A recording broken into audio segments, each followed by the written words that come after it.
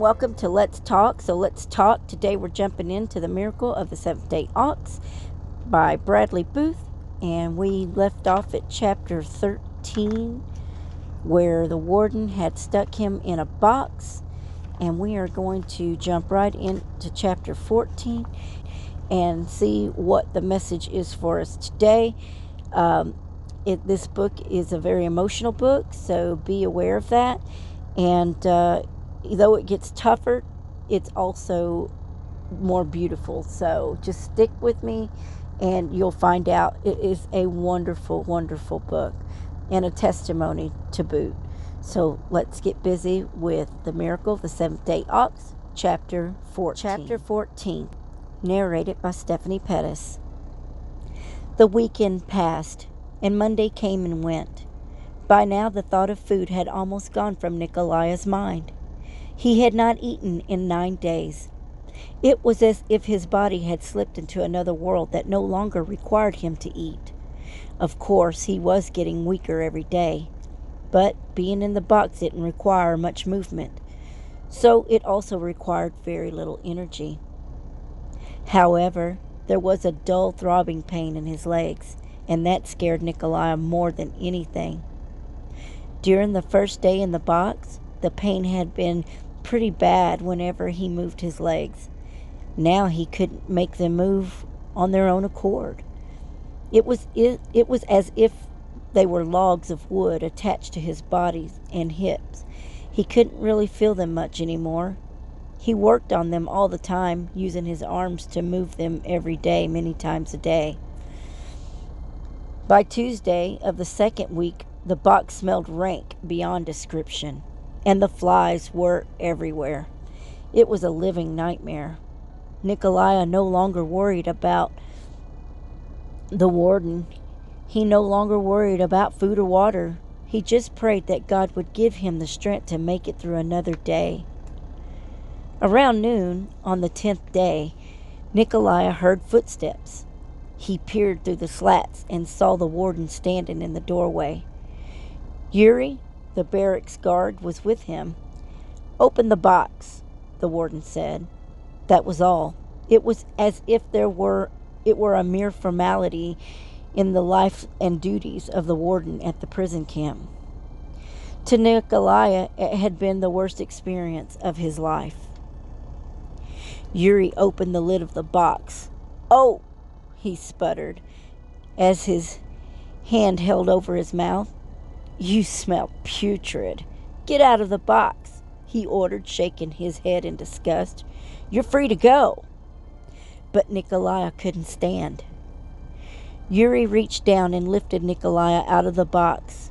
When he saw that Nikolaya couldn't walk, his face grew serious, and a look of compassion filled his eyes. He helped Nikolaya to a bed of straw and let him lie down. "It'll be all right," Nikolaya assured him with a weak smile. Right now he just wanted to be alone so that he could scream out in pain if he needed to. For 10 days he hadn't been able to move his legs properly, and now the pain of moving them was almost as excruciating as having his legs cramped up in the box.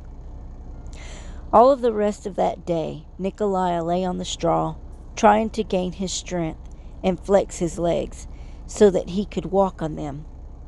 Yuri brought him a tin plate of broche at the supper hour, and Nikolaya managed to eat a few bites. He wasn't foolish enough to eat it all. After being deprived of food for so long, he knew his stomach would never be able to handle that much food.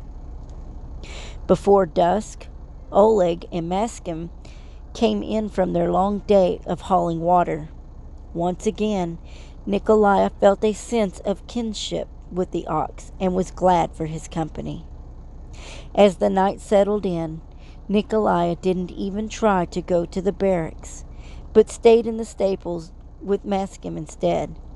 In fact, when the old ox finally laid down on the straw, Nikolaya crawled over to warm himself by the animal's big body.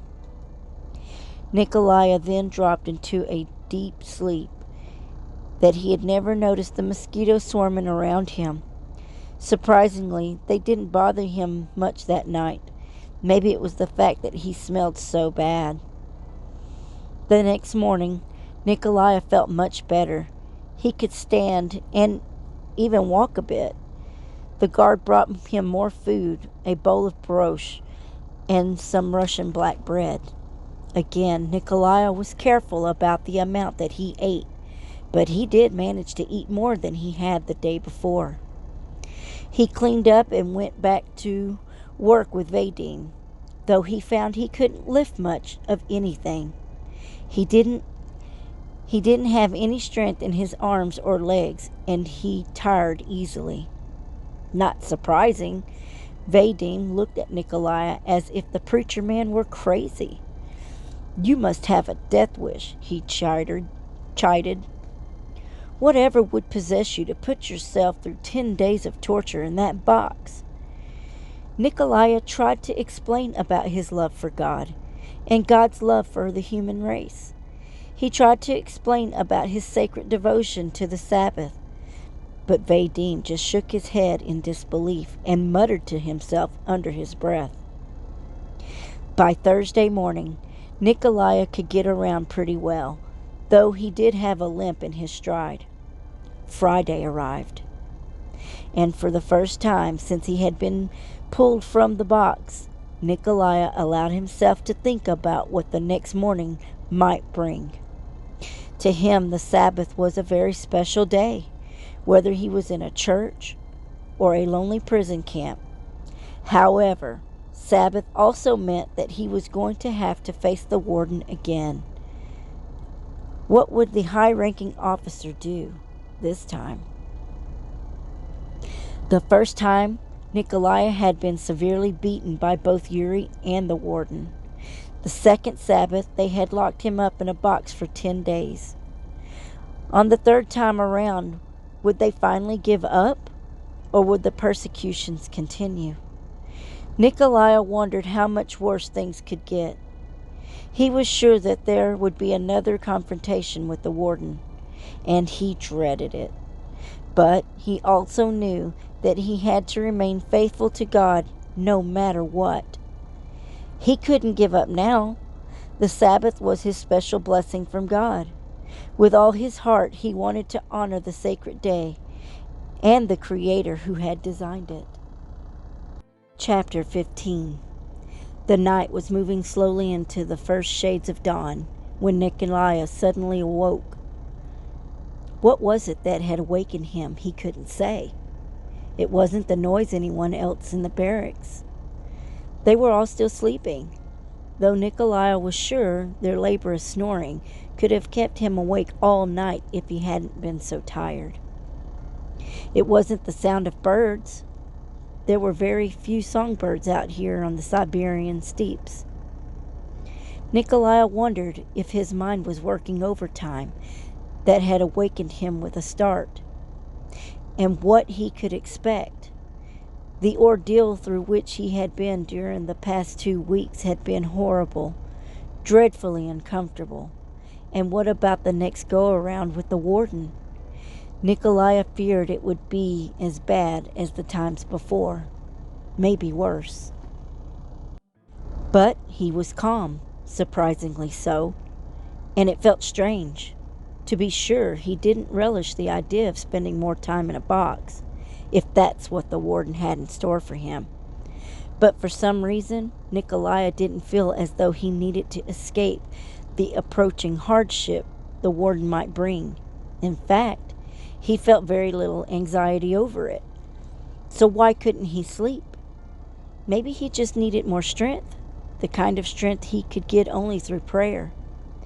Nikolai slipped out of bed and onto his knees to pray to his Heavenly Father. It was wonderful to be able to call on the one who could give him help in the time of need. Wonderful to feel the presence of the Holy Spirit kneeling with him on the hard dirt floor beside that narrow bunk. The longer he prayed, the more sure he was that he was going to have to suffer more. He would not be delivered from trouble. He would not be spared humiliation and pain. That's not the way it had usually worked for Nikolai, and he was okay with that right now. His faith might be faltered when he was tired or lonely or weak, but this morning in the cool dawn of the Siberian summer, everything was going to be all right. All too soon the sun rose and the 5 o'clock wake-up call came from the guards. The prisoners in the barracks slowly stirred and then rolled out of bed to avoid having the guards come and flush them out. For Nikolai, another Sabbath day had dawned, and again he found himself at attention, standing in front of the bunkhouse. Again Yuri dismissed the men after roll call, but this time he kept his eye on Nikolai. Nikolai knew it was pointless to prolong the agony of the moment. He didn't make a move, and of course Yuri noticed it. He came to where Nikolai was standing and stood with his big feet planted wide in front of the prisoner. "Please don't tell me you're going to refuse to work again," he demanded in exasperation. "Because if it's true, I think I've probably met the dumbest man alive." Yuri continued to stare at Nikolai with something akin to awe on his face. He tried to hide it, but he remained there long enough to make them both uncomfortable. And then the guard again appeared to regain his composure, as it seemed to brush the feeling of, "Forget it," he half shouted. "Just get over here to the warden's office right now." Nikolai knew Yuri was angry, and really he had a right to be. What did he know of Nikolai or his God? What did he know of the love of his Creator for his children and the devotion Nikolai felt for this God who had come to die for humanity? All Yuri knew was that this stubborn Christian pastor was making trouble and upsetting the routine of the camp. Within seconds, Nikolai had crossed the compound and was waiting in the doorway of the warden's office. "What are you doing here, Panchuk?" The warden's eyes narrowed with surprise and skepticism and anger all in the same moment. But Nikolai said nothing. He just stood at attention, his eyes focused forward. What could he say? "I asked you a question, preacher man." Nikolai knew he dared not wait to answer and irate the warden. But how could he make the warden understand why he wanted to honor the Sabbath day of the week? The warden was the product of a society that taught that there was no such thing as a loving personal God. He had been working in the military for decades and was indoctrinated with the concept that the only real answer to life was military force. "I can't work today, sir," Nikolai began. "I can't dishonor God's holy Sabbath day." The warden's face contorted with rage. He ground his teeth together and then brought his fist down on his desk. "You're impossible, Panchuk. I have never in all my days met a man with your stubborn stupidity." He rose to his feet and pushed Nikolai back out through the open doorway. "Guard!" he shouted. Looking down the hallway, "Get this man out of my office and take him back to the box." The sound of running footsteps could be heard, and then Yuri was there, a look of disbelief on his face. "Take Panchuk back to the box, Yuri. He likes it so much he wants to spend another 10 days there." Yuri hung his head and then finally motioned for Nikolai to follow him to the stable. When they arrived at the box, he lifted the lid and motioned with his head for Nikolai to get in it. When the lid dropped down on Nikolai and the dust had settled, the preacher man had time to think about his decision. He wasn't sorry. He had no regrets. He knew being locked in a box was going to be uncomfortable and excruciating, but he wasn't worried. For some strange reason, he felt no anxiety or fear or dread of the next 10 days to come. It was all so bizarre. He couldn't explain it. Some days he knew he was going to feel abandoned and alone, no doubt, But right here and now, he was determined that he wouldn't lay the blame on God. It wasn't the Lord's fault that he was just in this tiny prison of a box. It was the devil's fault, and the warden's, of course. Chapter 16. Nikolai knew Satan was angry with him for his faithfulness under persecution and his desire to keep the Sabbath. He was angry with Nikolai for all he had done as a pastor to help spread the gospel. The evil one was frustrated with the way the church had been growing under Nikolai's leadership in Kiev and the surrounding towns of the Ukraine. Could anyone be surprised that Satan would do everything in his power to stop the work? It was Satan who had incited the KGB to persecute Nikolai when he lived in Kiev. Satan had sent Nikolai to Siberia tundra as a prisoner to be isolated for a very long time. The rest of his life, maybe. And now he was making life harder for Nikolai by imprisoning him in a small box in which there wasn't even room enough for him to stretch his legs. But it didn't matter. None of it mattered just now. Nikolai would serve his time in the box for the sake of the gospel. How many more times was he going to have to do this was anybody's guess. He hoped this would be his last, but Nikolai knew he was only fooling himself if he really believed that. The warden was angry and offended that nothing he did or said had worked to change Nikolai's mind and make him obey orders. He despised Nikolai's stubbornness, and Nikolai was going to have to pay the price for it. However, if Nikolai was going to be stubborn about something, he wanted to be stubborn for the gospel of Jesus. He determined in his mind he would outlast the best and the worst of what the warden could give him, and he would do it gladly. As morning turned into afternoon, and afternoon into early evening, Nikolai again consoled himself by praying and quoting scriptures. As the darkness of the night descended upon the stable, Nikolai could feel the stiffness slowly but surely return into his joints. He tried to keep his knees moving. He also decided to sing to lift his spirits. He didn't have much of a singing voice, but the words were familiar hymn came to mind. Under his wings I am safely abiding through the night deepens, and tempests are wild. The words were unsteady at first, but then Nikolai's voice grew stronger. Still, I can trust him. I know he will keep me.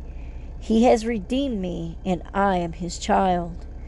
Nikolai's voice swelled even fuller on the chorus line.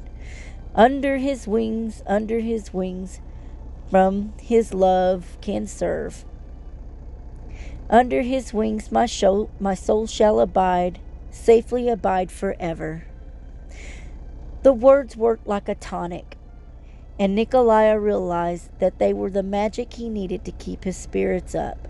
In fact, all through the first night, when he awoke to try to bend his stiffened knees, he would hum a few lines of the hymn, under his wings, and then he would doze off into a surprisingly restful sleep.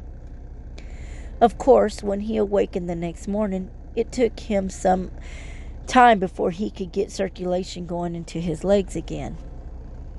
All that day and the following night, he remembered his promise to himself and to God.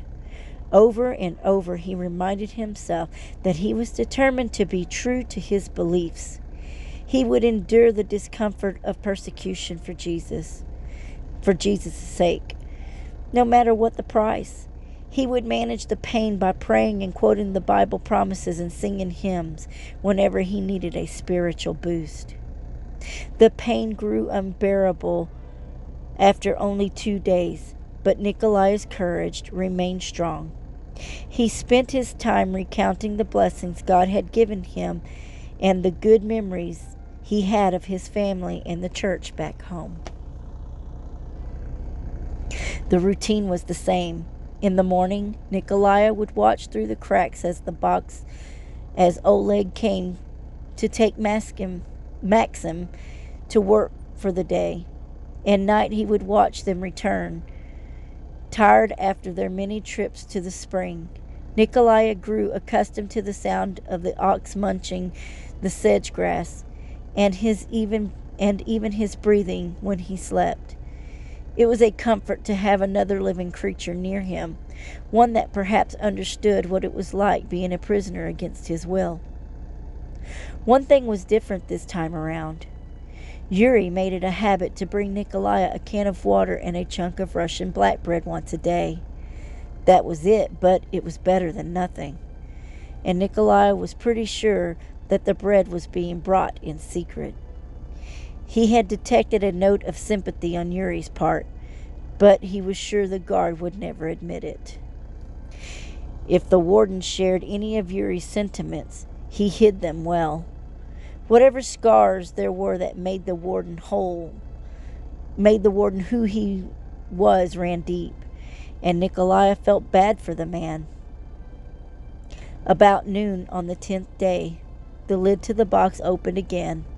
The fresh air and light were a shock to him, and again it was the face of the guard he saw first. Yuri held a handkerchief over his nose and mouth, and he shook his head disgustedly. "I don't understand you, preacher man," he said in a muffled tone, "and I probably never will." Again, Yuri left Nikolai laying on the floor of the stable. Again, Nikolai half crawled his way to the pile of straw in the corner. The painful relief of being able to stretch his legs were excruciating. But Nikolai understood the pain this time around. He was going to get used to the feeling of the box. He was ahead of the game this time. Near dark, Oleg returned to the stable with Maxim. When he had unhitched old Maxim, the ox came into the stable of his own accord. After all, it was his home. He paused as he walked past Nikolai and sniffed the smelly creature laying in the bed of straw. Nikolai watched the ox eat his supper and then lie down in a soft straw bed beside him. Several times Nikolai thought he might attempt to crawl back to the barracks, but every time he tried to get his knees, he would slump back onto the straw in pain. He was just too weak to even make it to the stable door, let alone all the way to the barracks. But it didn't matter to Nikolai. He had nothing to lose one way or another. In fact, sleeping next to Maxim's warm body was an advantage during the cooler nights. As Nikolai dozed into a sleep of total exhaustion, he once again feebly hummed the familiar words, "Safety abide forever."